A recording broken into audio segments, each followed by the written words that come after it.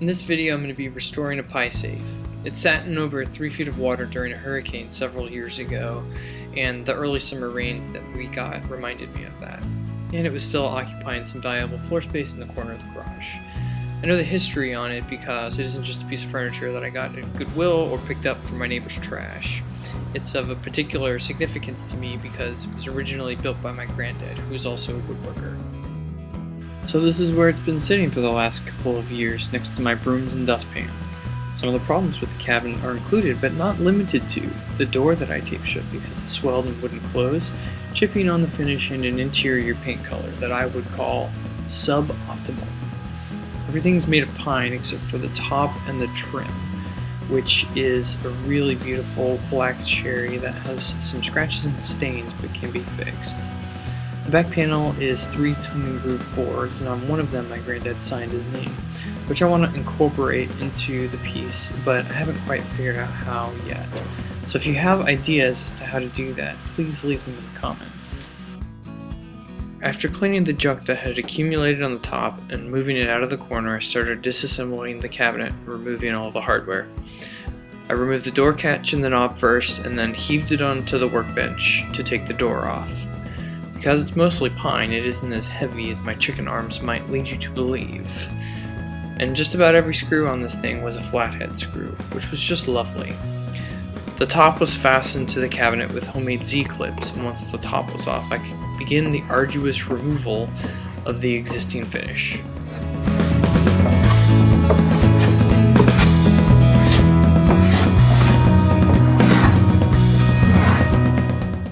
After removing the finish from the sides and the face frame, there were still a few areas that I couldn't quite get to without taking off the tongue and groove back panel, mostly at the base. So here's the underside, which I knew was going to be dirty, but was downright filthy. What I thought was going to be a quick project was going to take more time than I thought. I sanded the feet and the support brace in the bottom, but when working on the brace, it didn't feel as sturdy as I thought it should be, so I decided to make a new one. The brace itself is just 4 pieces of 1x2 screwed together at the ends, like you can see here, that sat on top of the feet and then was screwed into the sides and front of the cabinet. After the old support brace was removed, I grabbed some 1x4 I had laying around to make the replacement brace from. The face frame on the front of the cabinet has this shape that's rounded outward at the corner instead of a 90-degree angle, so it's not just flat across the bottom. I of course don't want anyone to see the brace poking out from underneath the face frame, so I clamped one piece of the brace on the cabinet, traced the outline of the face frame on it, and then cut it out at the bandsaw. To assemble the brace, I clamped it all into place inside the cabinet, made sure it was square, and drilled holes for dowels to be glued through the ends instead of using screws. This only works for one side of the support brace since the other end is up against the face frame. So for the other side I did the same thing, just not inside the cabinet. I glued the ends together first and then drilled my holes and glued in the dowels, which I persuaded into place with a mallet that I made in a previous video. I also made some corner braces that I glued to the inside of the support brace. I wanted to make sure it would be strong enough to withstand being knocked over by any of my young children who may be pushing, climbing, sitting, fighting, wrestling, or breathing on or in it, because nothing like that has ever happened before. While that dried, I began working on the door first by removing all of the old finish. The door is made from frame and panel construction, and the rails and stiles separated in the bottom and middle sections where it was in water from the hurricane and then dried again, so it needed to be glued back together. And this is my favorite way to get glue into those small cracks. I've got a veterinary hypodermic needle which has a much smaller gauge than the woodworking needles made specifically for glue application, and this works really well. And they're super cheap. This one costs maybe 50 cents from my local Ace Hardware.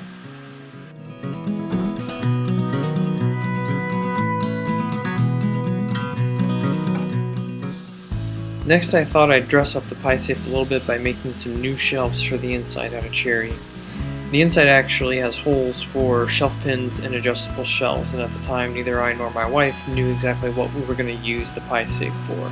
So I only made 3 shelves, one for the bottom, one for the middle, and one adjustable shelf. I think we're going to store cookbooks and maybe some other kitchen related things in it, so we'll probably go back and make a 4th shelf later. But I began with a 6/4 piece of cherry that I milled and then resawed so I could make book matched shelves, which I thought would add a nice touch.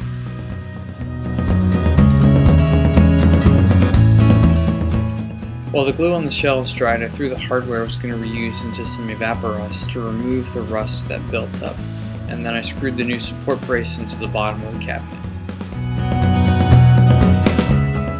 The middle shelf was screwed into place and was covered with wood filler and painted over, so I didn't know they were actually there at first.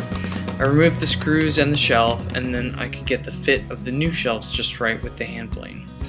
The new shelves were about a 1/4 inch thinner than the original ones, which was a problem for the middle shelf because the dado it sat in was wider than the thickness of the shelf. To work around this, I made L-shaped spacers out of a cutoff from earlier with my dado blade and the table saw, and this allowed the shelf to seat properly in the dado. I dry fit them in the cabinet and it was pretty snug, so I glued the spacers to the underside of the shelf. The last thing to do before applying paint and finish was making a new back panel. I opted for a piece of birch plywood instead of tongue and groove boards, which I awkwardly cut at the table saw because I don't have a track saw or even a circular saw. Everything got 2 coats of primer, a green chalk paint made by Rustoleum, a coat of water-based polyurethane, then gilsonite to create the antique look, and another coat of water-based poly. This was annoying because I had to completely finish the inside before sliding the middle shelf in, screwing it into place, and filling the holes with wood filler, so I then could paint and finish the exterior sides and face frame. So while the interior, the cabinet, the door, and the back panel each took their turn being primed and painted, I prepared the shelves for finishing by scraping them, sanding up to 400 grit, and rounding the corners. Each of the 3 shelves in the top got 2 coats of Danish oil and 3 coats of an oil-based polyurethane.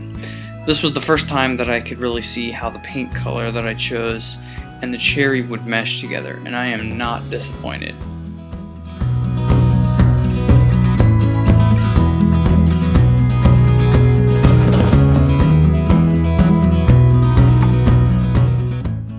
Next, I went back to painting. I put polyurethane on after the chalk paint, which I learned is really important to do with chalk paint before you put glaze on it.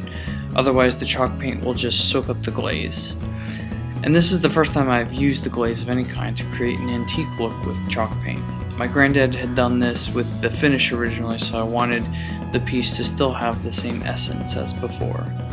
So I applied the gilsonite on a brush with long strokes following the grain direction, and let it sit for about 45 seconds and then gently wiped it off with a towel.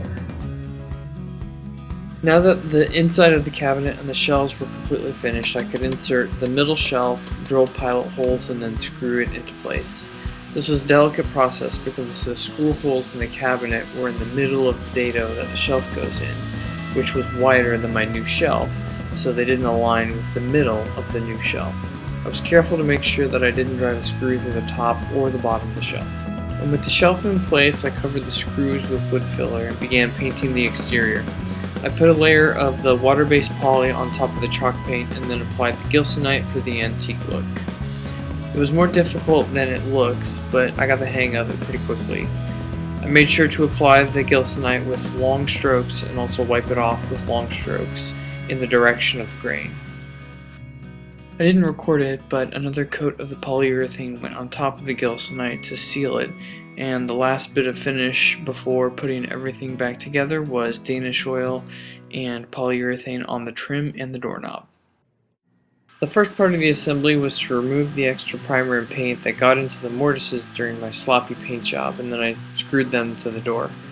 The rust on the hinges was removed by the evaporust, and they still have this nice patina on them that goes with the overall aged look of everything. Then I put the cabinet on my rolling cart and awkwardly held the door in place with my leg while I screwed the hinges to the cabinet. I replaced the old door latch with a brass ball catch, which was the only piece of hardware that I did not reuse. and then I marked where it was going to go on the underside of the shelf, drilled myself some pilot holes, and screwed it into place. I did the same thing for the mating piece on the inside of the door and also screwed the doorknob back on. Next, I attached the top using the same homemade Z-clips that originally fastened it to the cabinet. All that was left after that was to put the new back panel on the cabinet and then screw it into place.